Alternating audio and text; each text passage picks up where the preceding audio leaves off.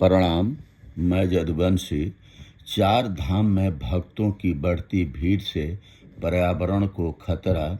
चार धाम से पुण्य बटोरा और छोड़ गए हजारों टन कचरा।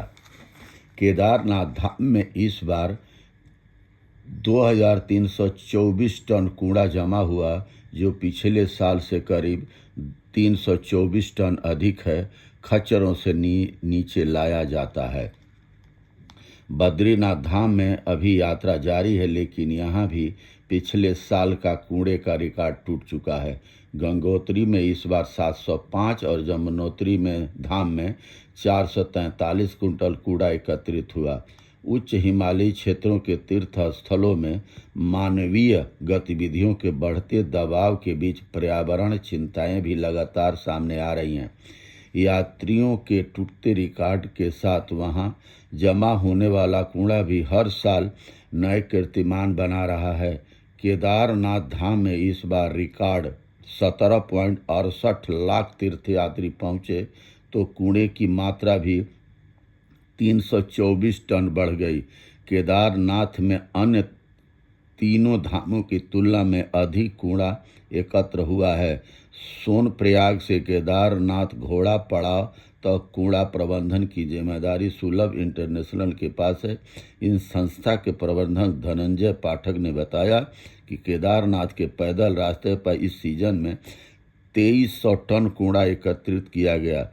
इसके निस्तारण के लिए रुद्रप्रयाग मुख्यालय लाने में 74 लाख रुपए का खर्च आया। केदारनाथ और बद्रीनाथ में छोड़ा सबसे अधिक कूड़ा। केदारनाथ के बाद बद्रीनाथ धाम में सबसे ज़्यादा कचरा एकत्रित हुआ है। पिछले साल बद्रीनाथ धाम में जहां 190 टन कूड़ा एकत्र किया गया था, इस साल अब तक उसकी मात्रा 220.10 टन हो चुकी है।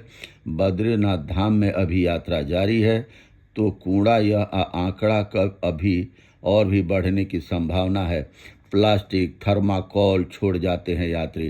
तमाम सख्ती के बावजूद इन क्षेत्रों में प्लास्टिक, थर्माकोल जैसे न गलने वाले कचरे का इस्तेमाल कम नहीं हो पा रहा है। इससे पर्यावरण और परिस्थिति के लिए खतरा बढ़ता चला जा रहा है।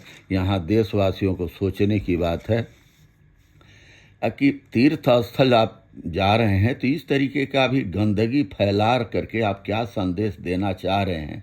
जो कभी बुजुर्ग होने पर जागते थे आदमी की तीर्थ व्रत के लिए धार्मिक प्रवृत्ति से होकर के, आज लोग पिकनिक मनाने के लिए, शादी ब्याह हो जाता है, चाहे कोई जन्मदिन होता है, इस तरीके से पिकनिक मनाने के लिए तीर्थ और स्थलों को जा रहे हैं और वहाँ गंदगी का पहाड़ छोड़ करके चले आ रहे हैं। क्या यही हमारी संस्कृति है? बहुत बहुत धन्यवाद। नमस्कार, प्रणाम।